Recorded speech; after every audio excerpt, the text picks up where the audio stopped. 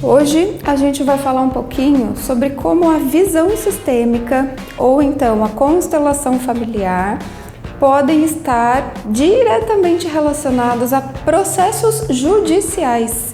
Você já parou para pensar enquanto um processo judicial pode estar sendo influenciado por uma crença, por algum desalinhamento sistêmico, por alguma codependência que ainda exista entre as pessoas e a ressonância que elas emitem para a manutenção de um processo? Então, vamos falar um pouquinho sobre isso hoje.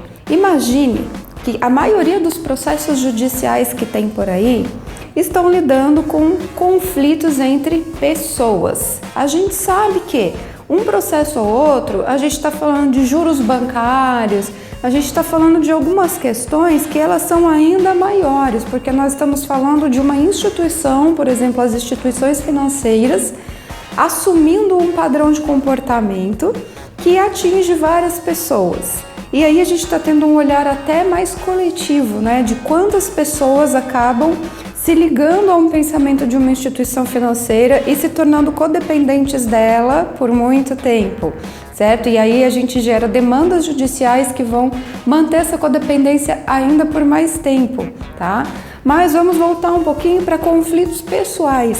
Então, grande parte das demandas do judiciário hoje estão falando de conflitos entre sócios, conflitos entre casais no momento de separação, conflitos familiares, quando a gente está falando de inventário, de herança. E aí, quem nunca ouviu falar de, meu Deus, o inventário está demorando mais de 10 anos para terminar. Nossa, os bens estão todos presos, a gente não consegue liberar, a gente não consegue colocar os bens à venda. E tudo isso tem também uma influência sistêmica por trás. E o que seria essa influência sistêmica? Se a gente está tendo um olhar de que nós não somos seres isolados, então a visão sistêmica traz isso, de que nós influenciamos pessoas e pessoas nos influenciam o tempo todo. Então eu vou trazer o exemplo do inventário. Quando existe o falecimento de um membro da família, vamos imaginar ali quantas pessoas estavam ligadas a essa pessoa falecida, com cobranças, com mágoas, com todo tipo de situação que ainda vai gerar uma relação apesar da pessoa ter falecido, gente. Então, vamos pensar aí um pouquinho sobre isso. A pessoa se vai, mas o que ela deixa é a única coisa que ainda está representando. Então, essa pessoa, apesar dela já ter ido embora, o que ela traz, né? Ela está mantendo a relação com os outros familiares a partir dos bens que ela deixou. E isso é algo muito importante, porque se esses bens estão representando algo para os familiares, então, essa pessoa foi injusta comigo, aquele meu tio, a minha mãe, o meu pai, o meu irmão. E eu não aprovei atitudes que essa pessoa teve na vida dela. E aí eu sinto que ela me deve algo. Por exemplo, tá? Então eu tô trazendo um exemplo para vocês. Se eu sinto que essa pessoa tá devendo algo para mim, eu vou ficar emitindo ali, emanando aquela relação para ela se perpetuar, porque eu continuo cobrando.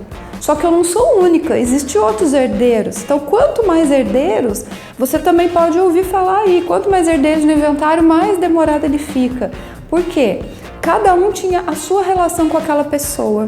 E isso, sistemicamente, vai ser transferido para os bens dessa pessoa e aí a relação fica muito dificultosa. Por isso, tantos e tantos inventários ficam anos a fio sem solução. E magicamente, quando a família consegue se ajustar de alguma forma, né? Então começa a existir acordo, as brigas vão se ajustando, vão se acalmando, a tendência é que o inventário consiga finalizar.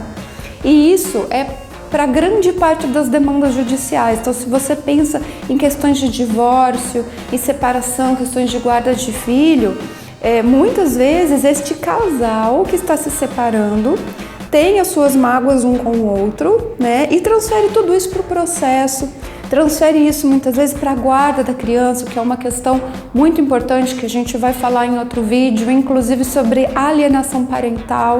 Então, quanto é que eu estou colocando no meu filho a carga emocional da minha separação, da minha relação com o meu parceiro ou com o meu ex-parceiro.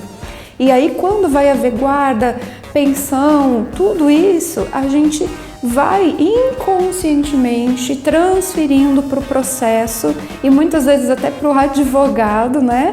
A responsabilidade para resolver todas aquelas mágoas, todas aquelas dores que estão mal resolvidas.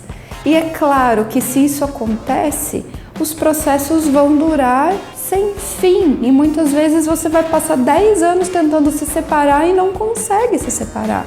Quantos e quantos relatos a gente tem sobre isso?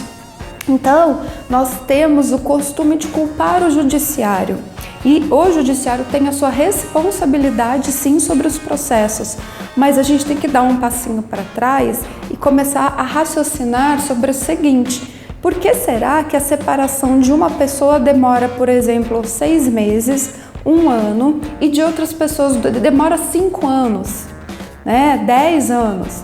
Sendo que muitas vezes esses processos estão na mesma cidade. Então eu estou aqui em Taubaté, né? A gente tem hoje 2 varas da família aqui, vários processos tramitando nessas varas da família. Tem processos que duram 6 meses, tem processos que duram 6 anos, falando da mesma coisa.